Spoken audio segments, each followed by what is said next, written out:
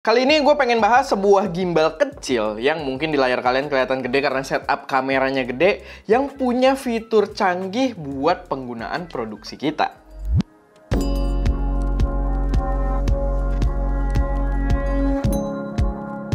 Halo semuanya, selamat datang di channel SMD dengan gue Erwin. Dan pada video kali ini gue pengen bahas sebuah gimbal dari VUT yang udah terasa makin mateng.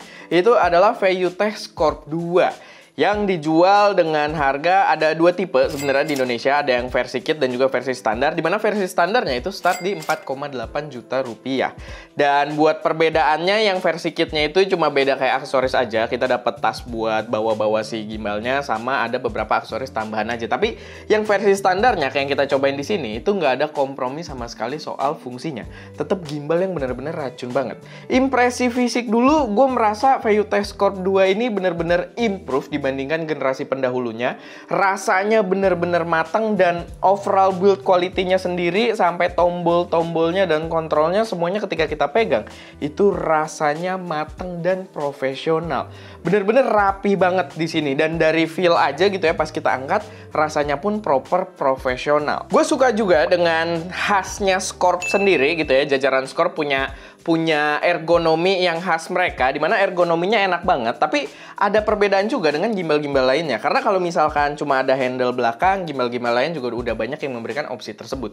Tapi banyak banget beberapa kreator yang sering ngobrol juga sama gue bilang mereka, dan gue juga akhirnya setuju gitu pas mereka bilang ke gue, mereka itu suka banget dengan Scorp karena kontrolnya pun, layarnya dan juga joysticknya itu dipindah ke sisi belakangnya ini, yang membuat aksesnya jauh lebih mudah dibandingkan kalau kita kayak pakai gimbal biasa, itu kontrolnya ada di bawah sini, tapi ya kita dikasih handle cuman jadi ketutupan gitu untuk si akses monitornya sendiri gitu, sama beberapa kontrolnya, jadi kurang enak. Sedangkan di sini bener-bener secara ergonomi itu lebih matang dengan kontrolnya semua udah dipindah ke sisi belakangnya ini, dan gue bener-bener mengapresiasi hal tersebut. Lalu yang gue suka juga dari Scorp ini, ciri khas dia adalah membawa sebuah kaki kecil yang ngumpet di sisi bodinya gitu ya, dimana kalau kita nggak mau pakai si mini tripodnya, itu dia tetap bisa kita taruh secara berdiri gitu. Jadi nggak diharuskan pakai ini, karena ini kan nambah ukuran juga, mungkin beberapa orang kurang suka.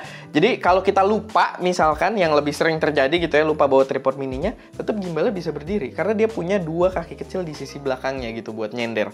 Jadi itu adalah feature yang jadi ciri khasnya Scorp banget, yang gua sangat appreciate dan masih hadir di Scorp 2 ini. Buat armnya sendiri kelihatan lumayan bulky, kelihatan bener-bener profesional, bener-bener kuat ya, karena ukuran armnya gede dan dia bisa membalance setup yang cukup gede juga. Kayak sekarang kalian bisa lihat ya, kita pakai X2S yang ukurannya kayak kamera full frame walaupun dia APS-C, dan lensa yang cukup berat. Ini kita pakai 75mm f1.2 Pro-nya Viltrox, dan dia bisa terbalance dengan baik gitu. Dan bahkan kita kalau angle pun armnya nggak kena gitu. Jadi armnya kelihatan cukup bulky tapi proper gitu, sehingga kita bisa membalance setup yang cukup berat juga. Lalu motornya juga bisa kita lihat ukurannya gede banget, karena dia punya klaim untuk beban yang bisa dibawa itu sampai di 2,5 kg. Ya gue sih kalau udah pakai setup 2,5 kg, kalau nggak ngitung gimbalnya ya, cuma di kameranya itu berat banget sih gitu ya. Tapi dia bisa, paling nggak dia mengklaim dia bisa menghandle sampai 2,5 kg tersebut. Sama yang gue suka juga, detail kecil yang selalu gue appreciate adalah kunci dari setiap motornya yang ukurannya gede gitu. Jadi nggak nyiksa jempol kalau misalkan kita pengen ya lepas pasang si kuncinya ini gitu. Kita pengen lock atau unlock si motornya atau angle tertentu di armnya ini, itu nggak nyiksa jempol kita atau jari kita karena ukurannya terlalu kecil. Di sini ukurannya proper, gede, dan gampang buat diakses. Lalu dia pastinya juga udah pakai quick release di sini, dan dia untuk mountingnya sendiri itu bisa dipasangkan native secara vertikal gitu. Gue tadi nyari bahasanya bukan proper, native. Secara native dia bisa kita taruh vertikal. Kalaupun kalian naruhnya kayak gini, kita bisa masuk ke mode portrait juga. Misalkan kita taruh kayak gini, kita pencet F1 2 kali. Nah, bisa juga gitu buat kalian yang pengen cepet buat bikin konten vertikal, itu bisa. Tapi secara native dia udah bisa dipasangkan si plate-nya ini bener-bener, si kameranya bener-bener dalam posisi vertikal.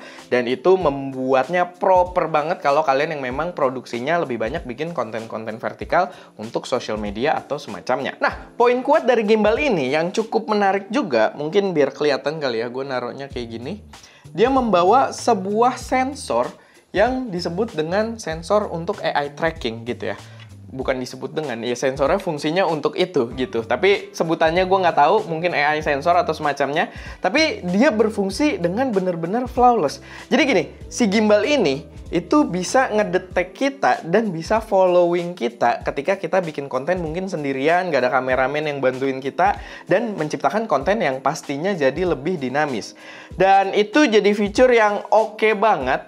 Karena dulu itu gue pernah coba gimbal HP udah bawa fitur tersebut udah banyak dari dulu. Tapi kan karena HP sendiri smartphone gitu ya, jadi dari gambarnya dia tracking. Dan dulu gimbal kamera itu gue pernah coba punyanya Zhiyun Weebill 2 kalau nggak salah. Dan itu agak ribet karena kita harus colok si kameranya, HDMI-nya itu gambarnya harus keluar dan dibaca sama gimbalnya. Gimbalnya juga waktu itu bawa layar ya, jadi ukuran gimbalnya juga lumayan gede.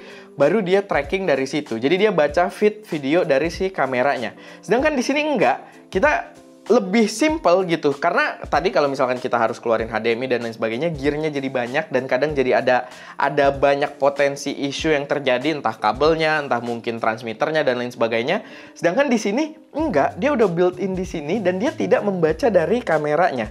Dia membaca dari sensornya ini. Jadi sensornya ini kayak act as kamera juga gitu ya. Jadi dia bisa lihat arah pergerakan kita dan dia menggerakkan gimbalnya ngikutin kita gitu. Jadi tidak perlu baca feed dari kameranya. Dan itu benar-benar praktikal banget, benar-benar kepake banget. Dan yang gue suka adalah setupnya nggak ribet gitu. Udah, kita tinggal setup gimbal kayak biasa. Dan kalau kita pengen pakai fitur trackingnya, kita bisa tinggal pakai gestur doang gitu. Dan selama percobaan kita, penggunaan gesturnya sendiri cukup cepet gitu. Dengan kita memberikan gestur ke si sensornya langsung baca dan dia langsung ikut, langsung berhenti gitu. Jadi nggak ada isu yang bikin kita kelimpungan gitu buat makainya. Nggak harus pakai aplikasi, nggak harus dikeluarin HDMI-nya dan lain sebagainya gitu. Bener-bener praktikal banget dan bisa dipakai gitu. Jadi nggak cuma gimmick doang, bener-bener fungsi yang menurut gue cukup brilian dibawa oleh VayuTech di gimbal ini. Sisanya buat performa sendiri itu di pengetesan kita sangat baik. Kayak gimbal pada umumnya aja sebenarnya gitu ya. Dia memberikan fungsi yang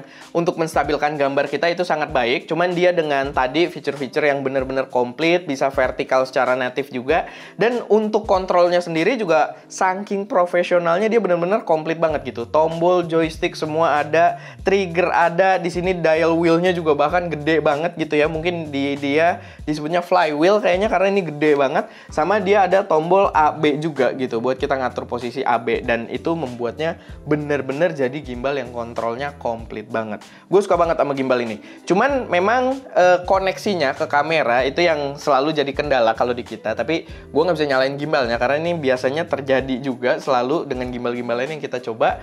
Dia kalau connect ke kamera Fujifilm itu biasanya cuma bisa untuk start dan stop record aja gitu ya. Sedangkan kalau di beberapa kamera lain yang sayangnya kita belum coba juga karena kita kamera utamanya Fujifilm, tapi biasanya di kamera lain itu bisa buat ngatur segitiga exposure gitu, kayak aperture, shutter speed dan lain sebagainya. Sedangkan di sini untuk kamera Fujifilm ya dia bisa untuk start stop record aja. Tapi ya itu hal yang memang selalu terjadi di gimbal-gimbal lainnya juga. Overall dengan harga yang ditawarkan menurut gue gimbal ini worth it banget buat kalian pertimbangkan dengan fiturnya yang komplit tadi, dengan fitur yang unik juga dibandingkan gimbal lainnya dengan membawa si AI sensornya tadi. Menurut gue ya harga yang ditawarkan itu worth it banget. Bahkan sebenarnya kalaupun kalian nggak pakai AI sensornya, kalian mungkin ada kameramen atau mungkin kalian memang videographer yang berada di belakang kamera bukan di depan gitu ya. Secara fungsi pun gimbal ini tuh udah worth it gitu. Secara fungsi, kontrol yang dibawa dan juga build quality-nya sendiri dan kemampuan kapabilitas membawa kamera segede gini, menurut gua harga tersebut udah worth it gitu. Cuma ada extra value dimana kalau kalian syuting sendiri, si sensornya ini bakal kepake banget. Tapi ya, paling itu aja sih sedikit pembahasan dari kita seputar gimbal VayuTech Scorp 2 kali ini. Kalau misalkan ada koreksi, saran, atau pertanyaan, silahkan taruh aja semuanya di kolom komentar. Gue Erwin, di belakang kamera ada Ska, dan jangan lupa untuk berkarya.